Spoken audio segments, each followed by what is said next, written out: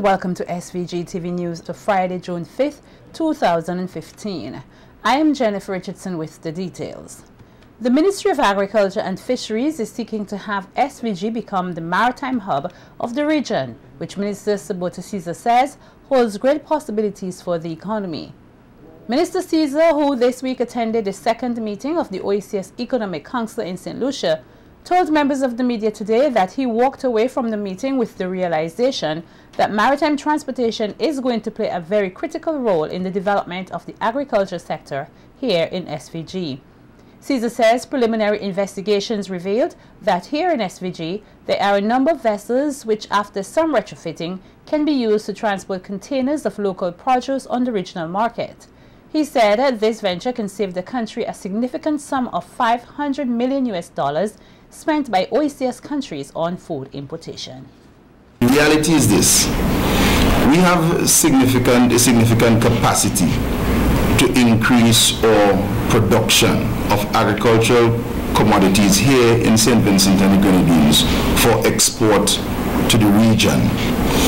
We are working currently with the FAO of the United Nations, and we have already detailed the commodities which are comprised within the $500 million imports. The next step is the retrofitting of the vessels, meeting with the vessel owners and the agents, and then to have farmers streamlined so that we can have farmers focusing on several key commodities for export. This definitely is a step in the right direction, and in the next 2 weeks we'll be meeting with the vessel owners. Minister Caesar says the government is contemplating crediting procedures for the vessel owners to fund the retrofitting.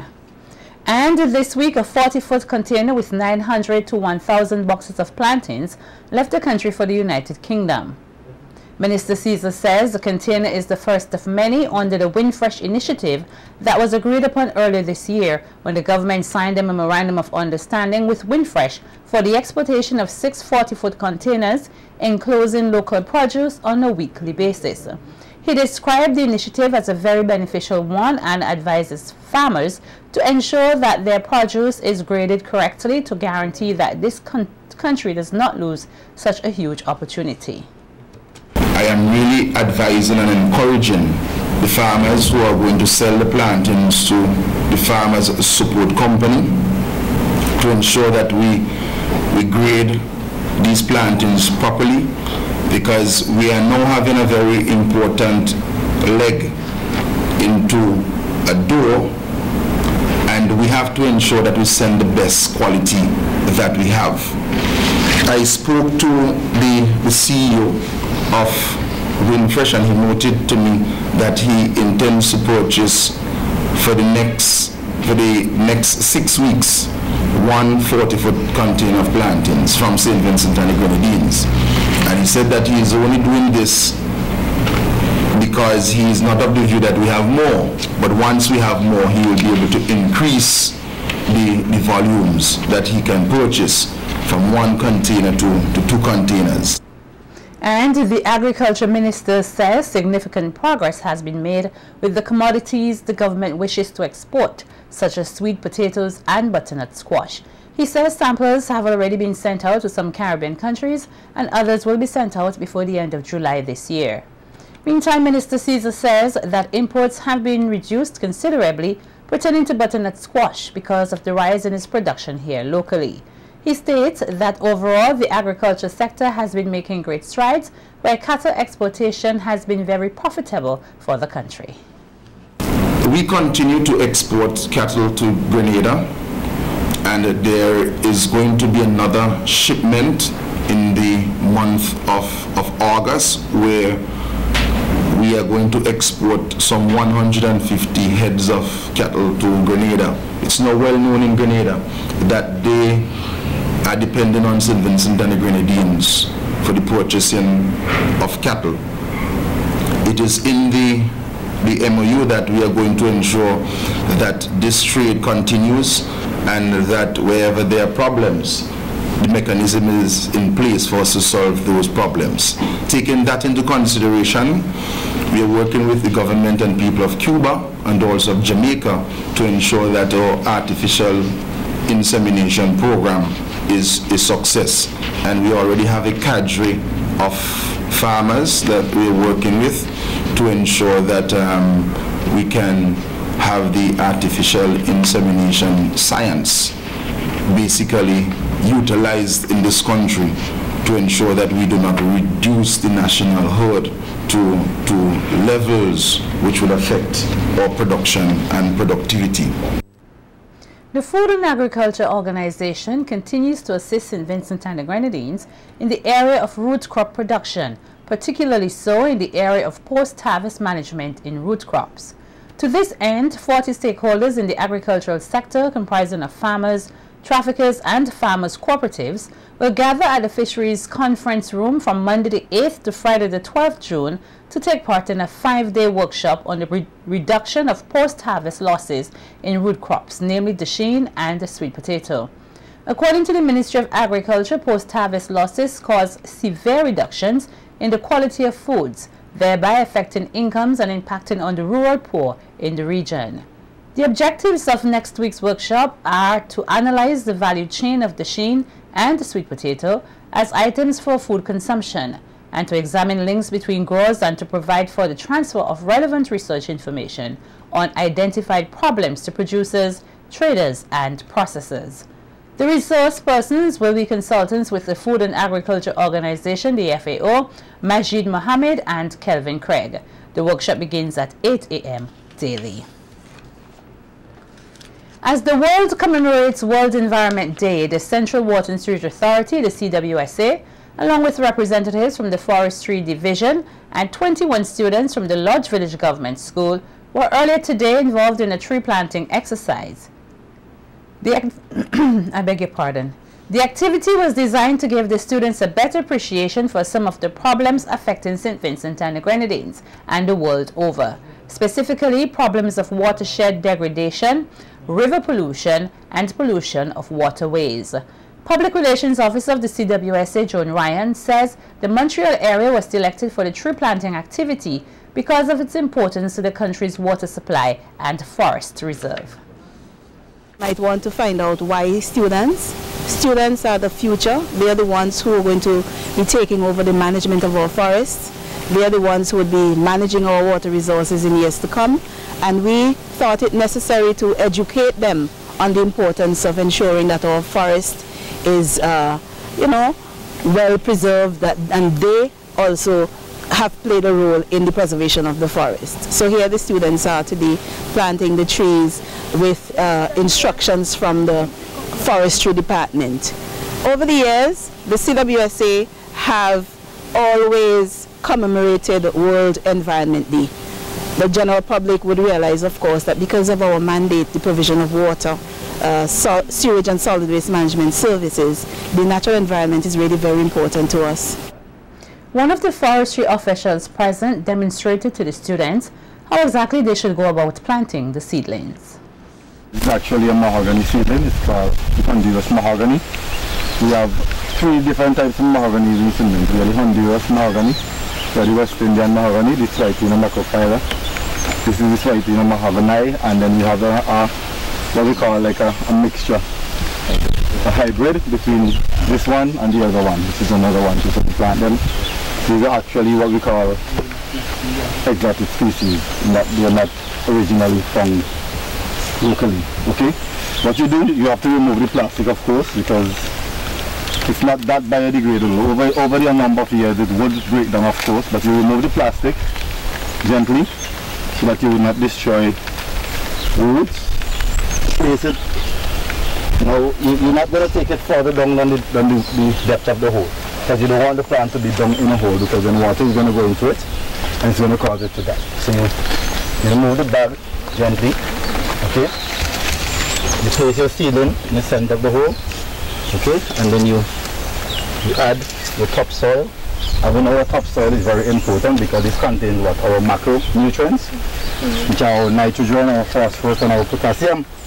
And these are quite important and essential for all the stage of the growth for your seedling.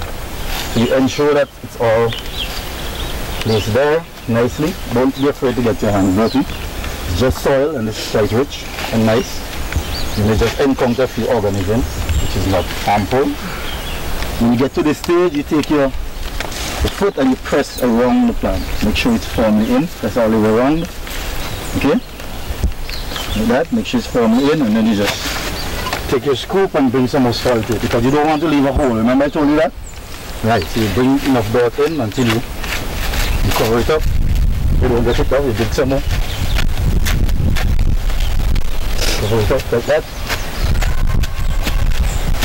And you come back in the next 25 years, you'll be able to tell on this, right?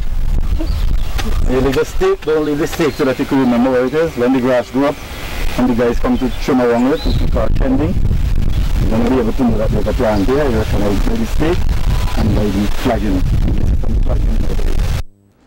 That was Forestry Officer Cosmos McLeod. Meanwhile, a few of the students and a teacher from the Lodge Village Government School thanked the CWSA for involving them in the tree planting exercise and spoke of the importance of such an initiative. It is an environmental day. Trees are good because it give us oxygen to breathe in. I planting trees because we get oxygen and food from them. And I am delighted that we were invited by the CWSA, more specifically Miss Samantha George, to come and participate in this activity. It gives us great pleasure to participate in this because somewhere down the line these same children and their grandchildren and children will enjoy the benefits of the trees that they planted here today. And the local implementing agency of the Eastern Caribbean Marine Managed Areas Network project, which is being carried out in 5 other OECS countries, today held 2 sensitization events in observance of World Environment Day. The first exercise was held at Quartz St. Vincent, where information was shared on the project with customers. The other event took place at the Sol petrol station at Arnesville, where 16 persons won free petrol vouchers as part of the company's partnership on the campaign being executed here under the theme, "This is who we are, our marine life, it's a beautiful thing."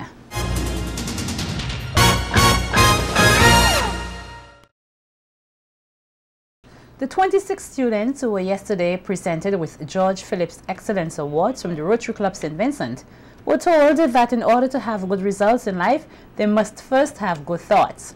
Featured speaker at the award ceremony and past president of the Rotary Club St. Vincent, Dr. Ken Uno, told the students that it is extremely important that they learn how to bounce back from adversities and challenges that may present themselves during their lives. Dr. Uno says having positive thoughts can help to get persons just about anything. Pain and suffering, then what we're saying here is that the first thing that is causing those problems, you think is the circumstances you're in, right? But usually it's not. It's your thoughts. Making sense? All pain and suffering comes from your thoughts. And because of that, if you don't accept responsibility for your thoughts, then you're not going to have better results. Nobody else is responsible for anything in your life but you. If you think, why should it be happening to me? Why me? What did I do? If you're angry, if you're depressed, if you're frustrated, it means you're staring at a closed door. So you want to stop staring at a closed door. And if you want to reprogram that current thinking that you have, you stop staring at the closed door, you surrender to what is. When I say surrender to what is, I don't mean giving up. I mean accepting what is and what isn't. It is as it is. You can't change it. He further told the students that it is crucial that they at all times stay in the present moment, since the most important time in their life is now. Because the past does not exist anymore. The future also does not exist. The future is only in your minds, am I right? The past also is gone. It's never going to come back. So what time we have? Is it what? Now? Yes. And because it's now, then what we have to do is, it doesn't matter who you were before. It doesn't matter if you had the best grades, you can have better grades. It doesn't matter if you had the worst grades, you can have better grades. How many of you think you're not good at math? Let me see a show of hands. You see a few. How about English? You see a few. How about sports? You see a lot more. But let me tell you something. That is not true. You are all geniuses. You are all born geniuses. And don't let anybody ever fool you and tell you that you can't do something. The only reason why you can't do it, now here's the word, yet, is because you have not told yourself, I'm not good yet. Right? There's nothing like, I can't do anything. You've got to change your vocabulary. Your vocabulary has to change. The featured speaker also used the opportunity to speak to the parents who attended the award ceremony. He said that while it is their responsibility to protect and care for their children, it is also important that they allow the children to explore so that they do not conform to pressures from their peers and others. And conformity breeds mediocrity. Let me hear that. Conformity breeds. Yeah, so we don't want that to happen. And because we don't want that to happen, sometimes, I mean, of course, in good parameters, we want to protect them from killing themselves, of course, but we want to keep the leash that we have a little loose. And then let me move on to you teachers. Teachers too, you're here for blame. No, not really blame, but just to let you know that this is the system that we're in. Teachers, we ask our students also to conform. We ask you all to wear uniforms. We ask you all to do the same things. But like you see somebody got up and said they're not good at math. The other one said they're not good at English. Well, you know all about the intelligences. I don't have to tell you. There's some people who are better mathematically. Some are better with English. Some are better in a different area. But the thing about it is when they're given the right environment, they can excel in any area. And you know what is the most important for every single child? The self-esteem. With a vision to give back to their homeland, three cousins, Susan Ellis, Natasha Bullock Bodero, and Sally Regisford Charleston, who migrated to San Diego, California in the United States as children, have formed what is now known as SVG Helping Hands Incorporated. The non-profit organization that has been in existence for 6 years has given hundreds of barrels and other forms of shipment to a number of institutions here, including schools, hospitals, and others. President of the organization, Susan Ellis, says the items they purchased and shipped here for these institutions are from a number of fundraising events they hosted in the U.S. Ellis says this year they have shipped 23 barrels, which will go to the Milton Cato Memorial Hospital, Liberty Lodge Boys School, Bible Methodist St. Benedict's, Louis Ponette Home, Bread of Life, Guadalupe Home for Girls, Vinsave, and Miranda Preschool. By having fundraisers in San Diego, and we're all volunteer organizations, so we have lots of donors and supporters and volunteers who help us at these fundraisers, and we raise money. Do they write to you? Do they, do you send money? What is the process? Oh, we get a wish list from that organization, and then we try to fulfill the wish list when we have our fundraisers by people, either our supporters and donors, by either supporting us by they bring the items to us, or they support us by coming to our events and support us by donating money, and then we shop for the items that's on the wish list from the charities here. Local point person Sharon France Charles says she is proud to be associated with the organization that has been quietly but effectively giving back to this country. I think persons are really elated and really happy to know that, someone cares about them. You see the smiles and, the thank yous are tremendous. So, it gives me great pleasure to see, the smiling faces, especially from the children. And, these things go a long way. And to pack the barrels, when you are taking them out to realize the amount of stuff that is in one barrel, whenever it comes out, quarter of it you cannot get back that quarter back in the barrel. So, I know the organization would have been around for about 6 years, and, I'm elated doing the job on their behalf while they're not here. President Susan Ellis also took the opportunity to give appreciation to Charles, whom she said has been selfless in her time and effort to ensure that the institutions here get their wish list fulfilled. All the work you've been doing for us for the last 6 years, and we really appreciate it. So SVG Helping Hands would love to thank you for all the hard work that you've been doing. and we really appreciate it. I just want to say thank you so much from the depths of my heart. You know, some of the tears won't flow, but I'm really grateful for this token of appreciation. Thank you. The cast and production team of the play Love, Sax and All That Jazz are ready for this weekend's showcase. The UK comedy play is a hit on the international and Caribbean scene, and Vincentians will have an opportunity to see it live tomorrow, Saturday, June 6th at 7 p.m. and Sunday, June 7th from 6 p.m. at the Russells Auditorium at Stony Grounds. The show, which is sponsored by Korea's Hazels Incorporated, is written and directed by Alan Charles, who was born in the UK but spent some of his early years in this country. The UK-based production has both local and foreign acts. Two of the cast members, Alan Augustine and Kimmy Stout Robinson, said the play will not only be entertaining, but also therapeutic. People are coming up to you and it's like, hey, so how you going? And they call you by your character name and you have to remember, all right, hi, how you going?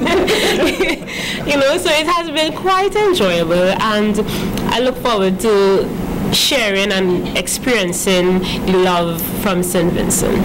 Looking forward to perform in St. Vincent in Trinidad. So far I've been performing with Love, Sax and All That Jazz for 2 years, and it has always been a wonderful experience. I think it meets the needs of people who want to get into relationships, those who are in relationships and having problems in their relationships. So it actually addresses a lot of relational issues in a real way that sometimes people think is taboo. Sometimes people don't want to discuss it, but I think Love, Sax and All That Jazz actually does that for a lot of couples.